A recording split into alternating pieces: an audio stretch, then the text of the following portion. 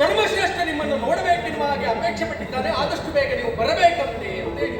ಧರ್ಮರಾಯನಿಗೆ ನಿಮ್ಮನ್ನು ನೋಡುವಂತಹ ಉದ್ದೇಶ ಯಾಕೆ ಎತ್ತ ಅಂತ ಪ್ರಶ್ನೆ ಮಾಡಿದ್ದೆ. ಆಗ ಅವನೇ ಹೇಳಿದ, ಪಾಂಡವರೆಲ್ಲರೂ ಒಟ್ಟಾಗಿ ಇಂದ್ರಪ್ರಸ್ಥದಲ್ಲಿ ಸುಖದಾಗಿರುವಂತ ಕಾಲಕ್ಕೆ ನಾರದರ ಆಗಮನವಾಯಿತಂತೆ. ಉಪಚಾರ ಮಾಡಿದಂತಹ ಧರ್ಮನಂತರ ಕೇಳಿದಂತಹ ಪ್ರಶ್ನೆಗಳು ತನ್ನ ತಂದೆ ಸ್ವರ್ಗದಲ್ಲಿ ಸಂತೋಷದಿಂದಿದ್ದಾನೆ. ಹಿರಿಯವರ ವಿಚಾರವಾಗಿ ಕೇಳಿದಾಗ ನಾರದರ ನಿನ್ನ ತಂದೆಗೆ ಸ್ವರ್ಗ ಪ್ರಾಪ್ತಿ ಆಗಲಿಲ್ಲ ಧರ್ಮನಂತರ ಅಂತ. ದುಃಖ ತರದ ತಂದೆಗೆ ಸ್ವರ್ಗ ಪ್ರಾಪ್ತಿ ಆಗಬೇಕು ಅಂತಾದ್ರೆ ಸಾಯುಜ್ಯವೇ ದೊರಕಬೇಕು ಅಂತಾದ್ರೆ ಮಾಡಬೇಕಾದದ್ದು ಏನು ಅಂತವರಲ್ಲೇ ಪ್ರಶ್ನೆ ಮಾಡಿದ್ರು. ಆಗ ನಾನು ಸೂಚಿಸಿದರು, ರಾಜಸೂಯವನ್ನು ಮಾಡು. ಹೌದು, ಅದನ್ನ ನೀನು ಮಾಡಿದೆ ಅಂತಾದ್ರೆ ತಂದೆಗೆ ಸ್ವರ್ಗ ಪ್ರಾಪ್ತಿ ಆಗ್ತದೆ. ತಿಳಿದ ಮರುಗಳಿಗೆ ರಾಜಸೂಯಾಧ್ವರವನ್ನು ಮಾಡುವಂತ ಸಂಕಲ್ಪವನ್ನು ಈಗ ಕೈಗೊಂಡ. ಅದಕ್ಕಾಗಿ ಕೃಷ್ಣ ಪರಮಾತ್ಮ ಅಲ್ಲಿಗೆ ಬರಬೇಕೆನ್ನಲು ಸುಖವಾಗಿ ಕರೆಮೋಲೆಯನ್ನ ಕಟ್ಟು ಇಂದ್ರಸೇನನ್ನು ಇಲ್ಲಿಗೆ ಕಳುಹಿಸಿಕೊಟ್ಟಿದ್ದ. ಎಲ್ಲಿಗೆ ಎಲ್ಲಿಗೆ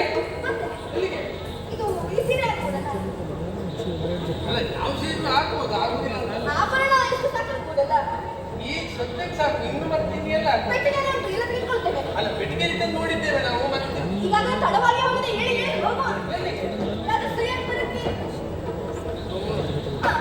ನಿನ್ನಲ್ಲಿ ಯಾರು ಬರ್ಬೇಕು ಅಂತ ಹೇಳಿ ಅವನು ಬಂದದ್ದು ನನ್ನನ್ನು ಕರೀಲಿಕ್ಕೆ, ನಿನ್ನ ಕರೀಲಿಕ್ಕೆ ಬಂದವ ಅಲ್ಲ. ನೀನು ಹೆಂಡತಿ ಮತ್ತೆ ಗಂಡನಿಗೆ ಆಹ್ವಾನ ಬಂದ್ರೆ ಮತ್ತೆ ಹೆಂಡತಿಗೆ ಪ್ರತ್ಯೇಕವಾಗಿ ಬರಬೇಕೆ ಸ್ವಾಮಿ? ಏನು ಹೋಗೋ ತಡ ಆಗ್ತದೆ, ಮತ್ತೆ ನಾವು ಮೊದಲು ಹೋಗ್ಬೇಕು. ನೋಡಿ, ನೀನು ಅಂತಲ್ಲ, ಹೆಂಗಸರ ಮನಸ್ಥಿತಿಯ ಹಾಗೆ. ಎಲ್ಲಿಯಾದ್ರೂ ನಿಮ್ಗೆ ಹೋಗುವುದಕ್ಕೆ ಮನಸ್ಸಿಲ್ವೋ ನಿಮ್ಮನ್ನೇ ಕರೆದು ನೀವು ಹೋಗುವವರಲ್ಲ. ಏನನ್ನಾದ್ರೂ ಹೇಳಿ ತಪ್ಪಿಸಿಕೊಳ್ಳುವ ಪ್ರಯತ್ನ. ಒಂದು ವೇಳೆ ನಿಮಗೆ ಹೋಗುವುದಕ್ಕೆ ಮನಸ್ಸುಂಟೋ ನಿಮ್ಮನ್ನೇ ಕರಿಬೇಕು ಅಂತಿಲ್ಲ. ಕೇಳಿ ಕುದೀರು ಒಂದು ಮನೆ ಕರೆದ್ರೆ ಸಾಕು, ನೀ ಹೋಗ್ತೇನೆ ನಾನು ಬರ್ತೇನೆ ಅಂತ ಹೋಗುವವ್ರಿಗೆ ಅದಲ್ಲ. ರಾಜಸೂಯಾಧ್ವರ ಮಾಡುವಂತ ಸಂಕಲ್ಪವೊಂದನ್ನ ಕೈಗೊಂಡ ಎನ್ನುವ ಮಾತ್ರಕ್ಕಾಗಿ ಇಲ್ಲಿಂದ ನಾನು ಹೋದ ಮರುಗಳಿಗೆ ಆತ ಮಾಡಿ ಪೂರೈಸ್ತಾನೆ ಅಂತಲ್ಲ. ಅದನ್ನು ನಡೆಸುವಲ್ಲಿ ಹೇಗೆ ನಿರ್ದೇಶನತ್ವಕ್ಕಾಗಿ ಶ್ರೀಕೃಷ್ಣ ಬರಬೇಕೆನ್ನುವುದು ಅವರ ಉದ್ದೇಶ. ಸತ್ಯ ಇಲ್ಲ ನಿನಗೆ. ರಾಜಸೂಯಾಧ್ವರ ಮಾಡ್ತಾನೆ ಅಂತ ನಾನು ನಿನ್ನ ಬಿಟ್ಟು ಹೋಗೋ ಪ್ರಶ್ನೆ ಅಲ್ಲ, ನಿನ್ನನ್ನೇ ಕರ್ಕೊಂಡು. ಆಯ್ತು, ನಾಳೆ ದಿವಸ ಹೋಗೋಣ ಅಂತ ಅವನನ್ನು ಇರಿಸಿಕೊಂಡ. ಅವ ಆ ಕಡೆ ಹೋಗತ್ತೆ, ಮತ್ತೊಬ್ಬ ಈ ಕಡೆಯಿಂದ ಬಂದ. ಹೌದು, ಮತ್ತೊಬ್ಬ ಬಂದ. ಹೌದು, ಯಾರು ಅಂತ ಕೇಳಿ ಅವ ಒಬ್ಬ ಖೈದಿ. ಯಾರು?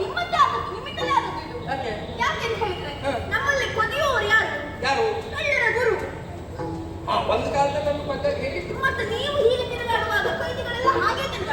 ಅಯ್ಯೋ, ನಂದಪುರದಲ್ಲಿ ಇರುವಾಗಲೇ ನಾವು ಅನೇಕ ಅಂತ ಕಾರ್ಯ ಮಾಡಿದ್ದೇವೆ, ಕಳ್ಳ ಅಂತ ಕರೆಸಿಕೊಂಡದ್ದು. ಆದ್ರೆ ಬಂದಂತ ಕೈದಿ ಯಾವ ಕೈದಿ ಅಂತ ನೋಡಿದ್ರೆ ನಮ್ಮೂರಿನ ಕೈದಿ ಅಲ್ಲ, ಬೇರೊಂದು ಕಡೆಯಿಂದ ಇಲ್ಲಿಗೆ ಬಂದ ಕೈದಿ. ನಾನು ವಿಚಾರ ಮಾಡ್ಕೊಂಡೆ ಸೆರೆಗೆ ಹಾಕುವ. ಮತ್ತೆ ಸೆರೆಗೆ ಹಾಕಿದ್ಮೇಲೆ ಮತ್ತೆ ನಾಳೆ ದಿವಸ ಮತ್ತೆ ಏನಾದ್ರು ಹೇಳಿದ್ರೆ ಮತ್ತೆ ನಾವು ಸೆರೆಗೆ ಹಾಕಿದವ್ರೆ ಬಿಡು ಪರಿಸ್ಥಿತಿ ಬರ್ತದೆ. ಮತ್ತೆ ನ್ಯಾಯ ಎಲ್ಲ ಹೇಗಿರ್ಬೇಕು ಗೊತ್ತಾ? ಒಮ್ಮೆ ಸೆರೆಗೆ ಹಾಕಿದ್ದು ಅವ ತಪ್ಪಿತಸ್ಥ ತಿಳಿದ ಮೇಲೆ ಸೆರೆಗೆ ಹಾಕ್ಬೇಕು, ಬಿಟ್ರೆ ಸೆರೆಗೆ ಹಾಕಿದ್ಮೇಲೆ ವಿಚಾರಣೆ ಕೊಡಿಸೋ ಪದ್ಧತಿ ಇಟ್ಕೊಳ್ಬಾರ್ದು. ಹೌದು, ಅದು ಯಾವ ಊರಿನ ಕೈದಿಯೋ ಏನೋ, ಅಲ್ಲಿ ಯಾವ ಅಪರಾಧ ಮಾಡಿದ್ದಾನೋ ಏನೋ ಕೇಳಿದರೆ ಅವ ಅಪರಾಧ ಮಾಡಿ ಸೆರೆಮನೆ ಸೇರಿರುವ ಕೈದಿ ಅಲ್ಲ, ನಿರಪರಾಧಿ ಕೈದಿ. ಅಂದ್ರೆ ಸೆರೆಯಲ್ಲಿದ್ದರಿಂದ ಕೈದಿ, ಅವ ಅಪರಾಧ ಮಾಡಿದವನಲ್ಲ. ಏನು ಎತ್ತ ಅಂತ ಪ್ರಶ್ನೆ ಮಾಡಿದಾಗ ಹೇಳಿದ್ದು ಹೀಗೆ: ಗಿರಿವ್ರಜ ಪಟ್ಟಣದ ಅಧಿಕಾರಿಯಂತೆ ಜಗಜ್ಜಟ್ಟಿ ಜರಾಸಂಧ ಆತ ದಿಗ್ವಿಜಯಾಕಾಂಕ್ಷಿಯಾಗಿ ಪ್ರಪಂಚ ಪರ್ಯಟನೆ ಮಾಡುವಂತಹ ಕಾಲಕ್ಕೆ ಹೋರಾಟ ಕಣದಲ್ಲಿ ಶರಣಾಗಿ ಬಂದವರನ್ನ ರಕ್ಷಣೆ ಮಾಡುವುದನ್ನ ಬಿಟ್ಟು ಅಂತವರನ್ನ ತಂದು ಸೆರೆಯಲ್ಲಿಟ್ಟು ಹಿಂಸಿಸುತ್ತಾ ಇದ್ದಾನಂತೆ. 87 ಮಂದಿ ಅರಸು ಮಕ್ಕಳನ್ನ ಸೆರೆಯಲ್ಲಿಟ್ಟಿದ್ದಾನೆ ಮಾದದ. ಅದಕ್ಕಾಗಿ ಅವನಿಂದ ನಮ್ಮ ಪಾಲಿಗೆ ರಕ್ಷಣೆ ಬೇಕೆನ್ನುವ ಹಾಗೆ ಕೇಳಿಕೊಂಡವರು ಅವರು. ಒಂದು ಭರವಸೆ ಮಾತು ಕೊಟ್ಟೆ, ಭರವಸೆ ಕೊಟ್ಟೆ. ಹೇಗೆ ಕೊಟ್ಟೆ ಯೋಚಿಸುವ ಅಗತ್ಯ ಇಲ್ಲ. 8 ದಿವಸದಲ್ಲಿ ಮಾದರನ್ನ ಕೊಂದು ನಿಮ್ಮನ್ನ ಸೆರೆಯಿಂದ ಬಿಡಿಸ್ತೇನೆ ಅಂತ ಹೇಳಿ ನಾನೇ ಅವರಿಗೆ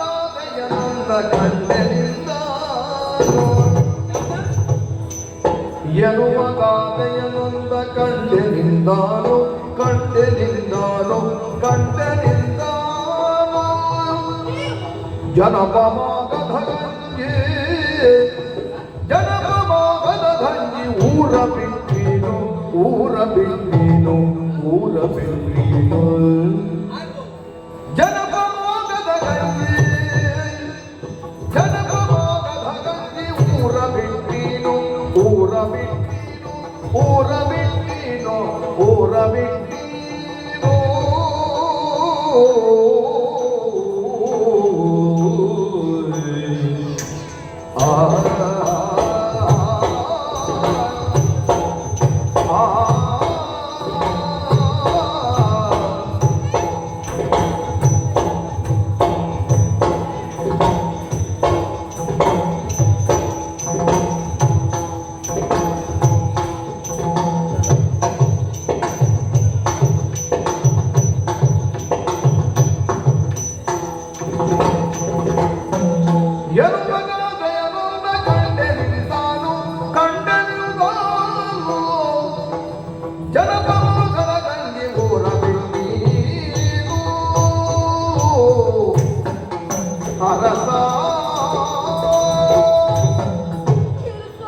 ಎಂಟು ದಿವಸದಲ್ಲಿ ಮಾಗದನನ್ನು ಕೊಂದು ನಿಮ್ಮನ್ನ ಸೆರೆಯಿಂದ ಬಿಡಿಸ್ತೇನೆ.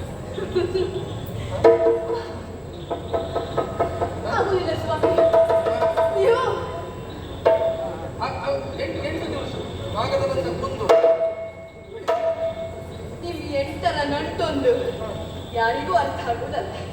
ಅರೆ ಅವರಿಗೆ ಅರ್ಥ ಆಗಿದೆ, ಸಂತೋಷ ಪಟ್ಟವನಿಲ್ಲ. ಪಾಪ ನನಗೆ ಅನಿಸುವುದು ಸ್ವಾಮಿ, ಏನು ಈಗ ನಿಮ್ಮಲ್ಲಿ ಅನೇಕರು ಬಂದು ಹೌದು ಅನೇಕ ಉಪಕಾರಗಳನ್ನು ಕೇಳುವುದುಂಟು. ಖಂಡಿತ ನಿಮ್ಮ ಕೈಲಾದರೂ ನೀವು ಮಾಡಿದ್ದು ಉಂಟು. ಹೌದು.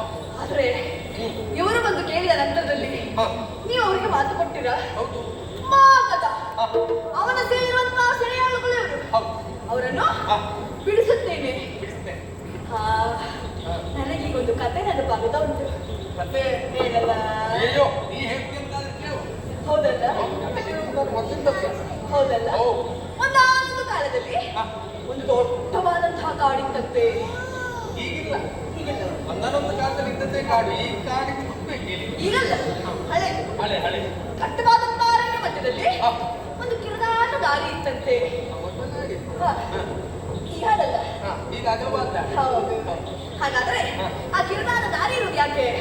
ಒಂದು ಊರಿನಿಂದ ಮತ್ತೊಂದು ಊರಿನ ಹೋಗುವಂತಹ ಜನರಿಗೆ ಅನುಕೂಲವಾಗಿ ಏನೋ ಕಾರಣಕ್ಕಾಗಿರುವಂತದ್ದು.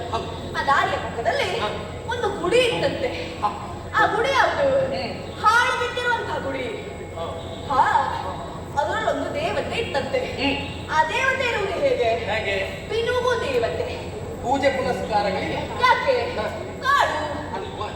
ಅಲ್ಲಿ ಹೋಗುವವರಿಲ್ಲ, ಅದಕ್ಕೆ ಪೂಜೆ ಇಲ್ಲ, ಪುನಸ್ಕಾರವಿಲ್ಲ. ಅಂತಹ ದೇವತೆಗೊಂದು ದಾರಿ ಹೋಗದಲ್ಲ ನೋಡುವುದು. ಬನ್ನಿ.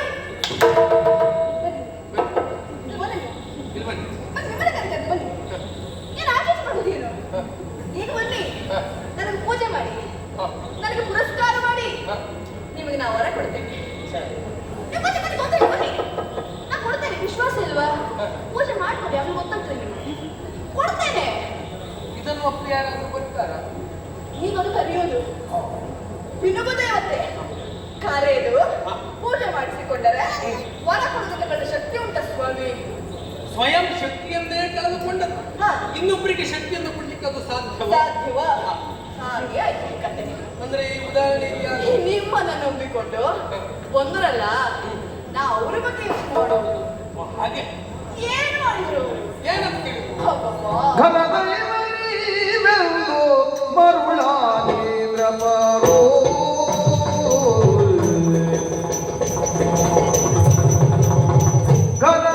ಘನದೈವನೀವೆಂದು ಮರುಳಾಗಿ ಮರುಳಾಗಿ ಮರುಳಾಗಿಂದ್ರಪರೋ ಘನದೈವನೀವೆಂದು ಘನದೈವನೀವೆಂದು ಘನದೈವನೀವೆಂದು ಮರುಳಾಗಿ ಮರುಳಾಗಿಂದ್ರಪರೋ ನಿನಗೆ ದೂರಿದರವರು ಎಂದು ಮಾರಗರು ನಿನಗೆ ತೋರಿದರವರು ಎಂದು ಮಾರಗರು ಅವರೆಂದು ಮಾರಗರು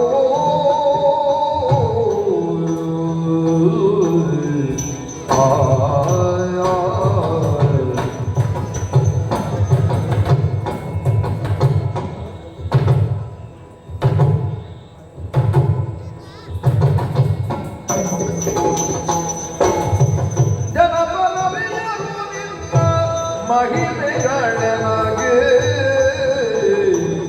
ಜನಪದವಿಯರು ನಿನ್ನ ಮಹಿಮೆಗಳನಗೆ ನಿನ್ನ ಮಹಿಮೆಗಳನಗೆ ಮನನವಾಗಿರುವುದೆಂದು ನುಡಿದರನ್ನ ಬಗೆ ಮಹಿಮೆಗಳನಗೆ ಮನನವಾಗಿರುವುದು ಮನನವಾಗಿರುವುದೆಂದು ನುಡಿದರನ್ನ ಬಗೆ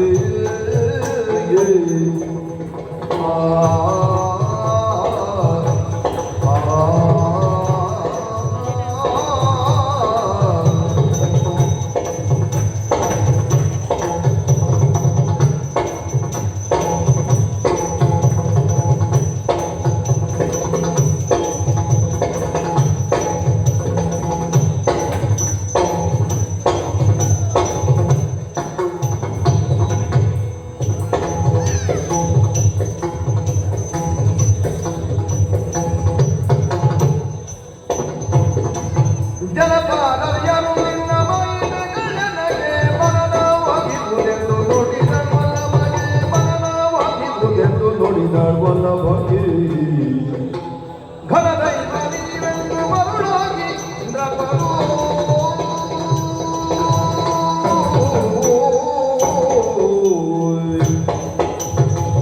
ಸ್ವಾಮಿ, ನಾ ಆಲೋಚನೆ ಮಾಡುವುದು.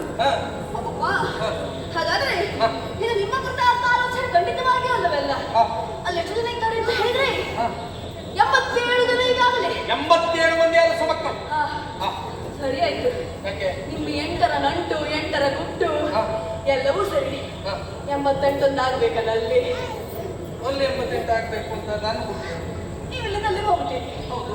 ಅವನು ಈಗಾಗಲೇ ಅದೆಷ್ಟೋ ಬಾರಿ ನಿಮ್ಮನ್ನ ಹುಡುಕಿಕೊಂಡು ಬಂದವ. ಹೌದು. ನಿಮ್ಮನ್ನ ಹೇಗಾದ್ರೂ ಮಾಡಿ ಸೆಳೆದುಕೊಳ್ಬೇಕು ಅಂತ ಅವನಿಗೆ. ಹೌದು. ಹಸಿದಿರುವಂತಹ ಹುಲಿಯ ಬಾಯಿಗೆ ಹಸುವಂತ ಹೋಗಿ ಬಿದ್ದ ಹಾಗೆ. 17 ಬಾರಿ ನಮ್ಮನ್ನು ಅಟ್ಟಿಸಿಕೊಂಡು ಬಂದದ್ದು ಅವನು. ಅಲ್ವಾ? ಈಗಾಗಲೇ ಅಟ್ಟಿಸಿಕೊಂಡು ಬಂದಿರುವಂತ ಅವನಿಗೆ ನೀವು ಸಿಗಲಿಲ್ಲ. ಅದು ಬಿಡಿ, ಇನ್ನೊಂದು ಕತೆ ಹೇಳ ಸ್ವಾಮಿ. ಏನು? ಇನ್ನೊಂದು ಹೇಳ ಹ. ನಗಬಾರ್ದು. ಅಲ್ಲ, ನಗುವಂಥದ್ದು ಹೇಳ್ತೀನಿ ಅಂತ ನಾನು ಸಂತೋಷ ಪಡ್ತೇನೆ, ಬರೀ ನೀ ಸಂತೋಷ ಪಡ್ತೇನೆ. ಈ ಕತೆ ಹೇಳುವಾಗ ನನಗೆ ನಗು ಬರುತ್ತದೆ. ಹೌದಾ ಅಂತ ಕೇಳ್ತದ್ದು. ಅಂದ್ರೆ ಈಗಲ್ಲ ಸ್ವಾಮಿ, 3 ದಿನಗಳ ಹಿಂದೆ ನೀವಿಲ್ಲಿಗೆ ಬಂದಿರುವಂತಹ ಕಾಲ, ನಾವಿಬ್ಬರು ಮಂಚದ ಮೇಲೆ ಪವಡಿಸಿದಂತಹ ಸಂದರ್ಭ. ಮತ್ತೆ ನೆಲಕ್ಕೆ ನೋಡ್ಕೊಂಡದ್ದ ಮಂಚ ನೋಡ್ಕೊಂಡದ್ದು ಕೇಳಿಲ್ಲ. ಅಲ್ಲ, ನಾನು ಬಂದ ಮೇಲೆ ಹಾಗೆ ಅಲ್ವಾ? ಹೌದು. ಹಾ, ಅದನ್ನ ವಿಶೇಷ ಮಾಡುವುದು ನೀವು. ಅಲ್ಲದೆ ಮತ್ತೆ ಮಂಚ ಅಂತ ಪ್ರತ್ಯೇಕ ಹೇಳುವುದೇನು? ಅದೆಲ್ಲ ಪ್ರತ್ಯೇಕ. ನಾವು ಮಲಗಿರುವಂತಹ ಸಂದರ್ಭ ಅದು ಪ್ರತ್ಯೇಕ. ಹಾಗೆ ನಿಮಗೆ ಕಷ್ಟವಾಗಿರುವಂತಹ ವಿದ್ಯೆ ಬಂದಿತ್ತು ಸ್ವಾಮಿ. ಹಾಗೆ ಹಾ, ಅದು ಹಾಗೆ. ತಿರುಗಾಟದಲ್ಲಿ ಇರುವವರಿಗೆ ಹಾಗೆ, ತಿರುಗಾಟದಲ್ಲಿ ಮನೆಗೆ ಬಂದ್ರ ಹಾಸ್ಕೊಂಡು ಕಂಡ್ರೆ ಏನು ನಿದ್ದೆ ಮಾಡುವುದು. ಆದ್ರೆ ನನಗೆ ಹಾಗಲ್ವಲ್ಲ. ನನಗಾಗಿನೂ ನಿದ್ದೆ ಬಂದಿರಲಿಲ್ಲ. ನನಗೆ ಎಚ್ಚರವಿತ್ತು. ನಾನು ನಿಮ್ಮನ್ನು ನೋಡ್ತಾ ಇದ್ದೆ ಸ್ವಾಮಿ. ನೋಡ್ತಿರುವಂತ ಸಂದರ್ಭದಲ್ಲಿ ಇದ್ದಕ್ಕಿದ್ದ ಹಾಗೆ ನಿಮ್ಮ ಮೈ ಎನ್ನುವುದು ಬೆವರಿತ್ತು ಅಂತ ನಾನು ಭಾವಿಸಿದೆ. ಹೀಗೆ ಗಾಳಿ ಹೋಗ್ತಿದೆ. ನಾ ಗಾಳಿ ಹೋಗುತ್ತಾ ಇದ್ದೆ. ಆದ್ರೆ ಆ ಬೆವರಿನ ಹನಿ ನಿಮ್ಮ ಮೈಯೆಲ್ಲ ನಡುವುದಕ್ಕೆ ಪ್ರಾರಂಭವಾಯಿತು. ಚಳಿ ಹೆಚ್ಚಾಯ್ತು ಅಂತ ನಾನು ಭಾವಿಸಿದೆ. ಆ ಗಾಳಿ ತೆಗ್ದೆ. ಇದು ಹಾಗಲ್ಲ. ಆಗ ಕೊಂಡು ಬಿಡ್ತಾ ಇದ್ರಿ. ಹೌದು ಹೌದು.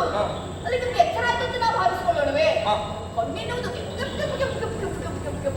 ಕೆಂಪಡರಿತ್ತು. ಹೌದಪ್ಪ, ಕೆಂಪನೆಯ ಕಣ್ಣು.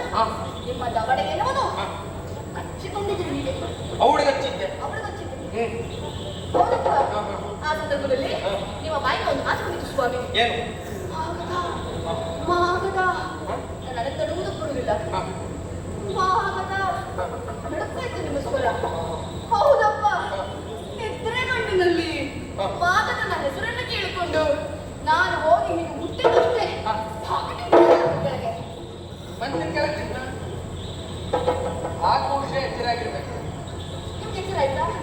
ನೀವು ಬಿದ್ದೆ ನಂತರ ಮತ್ತೆ ನನಗೆ ಬಂತು. ಹೌದಾ? ಹೌದು. ಆಗ ನನಗೆ ಎಚ್ಚರಾಗಿ ಬಂದು ನೋಡ್ತೇನೆ, ಮಾಗದ ಇರಲಿಲ್ಲ, ನೀನೇ ಮಂಚ ಮೇಲೆ ಮುಳ್ಕೊಂಡೆ. ಹೌದಾ? ಅವನ ಹೆಸರನ್ನು ಕೇಳಿಕೊಂಡು ನಿದ್ರೆ ಕಣ್ಣಿನಲ್ಲಿಯೇ ಅಂಜುವರು ನೀವು. ಇಲ್ಲ. ಅವರು ಬಂದು ನಿಮಗೆ ದೂರು ಕೊಟ್ಟಿದ್ದಾರೆ. ಪಾಪ ಅವರ ಕತೆ ಏನು ಸ್ವಾಮಿ? ನೀನು ಆಡಿದ ಮಾತು ಸತ್ಯವೇ. ಆವತ್ತಿನ ದಿವಸ ಕನಸಿನಲ್ಲಿ ಮಾಗದ ಬಂದದ್ದು. ಹೌದಲ್ಲ?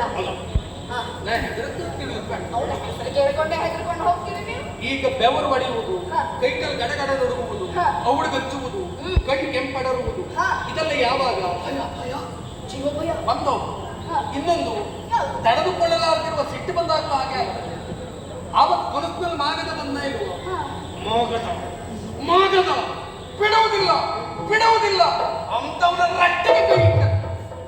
ನಾವು ರಟ್ಟೆ ಕೈ ಇಟ್ಟು ತಗೋದು ಮಂಚದ ಕೆಳಗೆ ಬಿದ್ದ ಮೇಲೆ ಒಟ್ಟೊತ್ತಿ ನಿನ್ನೆ ನಿದ್ರೆ ಬಂದಿತ್ತು. ನಾವು ಮಂಚ ಏರಿ ಮಾಡ್ಕೊಂಡೆ ಅಷ್ಟೇ. ಅಂದ್ರೆ ಈಗ ನೀವು ಕನಸಿನಲ್ಲಿ ಅವನಿಗೆ ಹೆದರಿದ್ದಲ್ಲ, ಅವನನ್ನು ನಾನು ಹೆದರಿಸಿದ್ದು. ಸುಮ್ಮನಾಗಿ ಸ್ವಾಮಿ. ನೀವು ಸ್ವಪ್ನದಲ್ಲಿ ಇರುವ ಒಬ್ಬರನ್ನ ಯಾರಾದ್ರೂ ಬೇಕಿದ್ರೆ ಕೇಳು. ಸ್ವಪ್ನಾವಸ್ಥೆಯಲ್ಲಿ ಎದ್ದ ಮೇಲೆ ನೀವು ರಾತ್ರಿ ಇಡೀ ಬೊಬ್ಬೆ ಆಗ್ತಾ ಇದ್ರಿ ಏನು, ನಾ ಹೆದರಿಸ್ತಾ ಇದ್ದೆ ಅಂತ ಹೇಳುದು ಬಿಟ್ಟು ಒಬ್ಬರು ಹೆದರದೆ ಅಂತ ಹೇಳುದು. ಬಿಡಿ, ನೀವು ಅದನ್ನು ಹೇಳುವುದು ಬೇಡ. ನೀವೊಬ್ಬರು ಘನದೈವ ಎನ್ನುವ ಹಾಗೆ ಭಾವಿಸಿಕೊಂಡು ಮರುಳಾಗಿ ಬಂದಾಗೊಬ್ಬರು ಬಂದು ನಿಮಗೆ ನೋಡಿದರಲ್ಲ, ಅವರು ಹೇಗೆ ಪಾರಾಗಿದ್ದಾರೆ ಸ್ವಾಮಿ. ನೀವು ಅದನ್ನು ಯಾಕೆ ಭರವಸೆ ಕೊಡುವುದಕ್ಕೆ ಹೋದ್ರಿ? ಏನು ನಿನ್ನ ಹಾಸ್ಯ? ಅಗಸಿಲಾದೀಸು ನಿನ್ನ ಹಾಸ್ಯವಂತಿರಲಿ.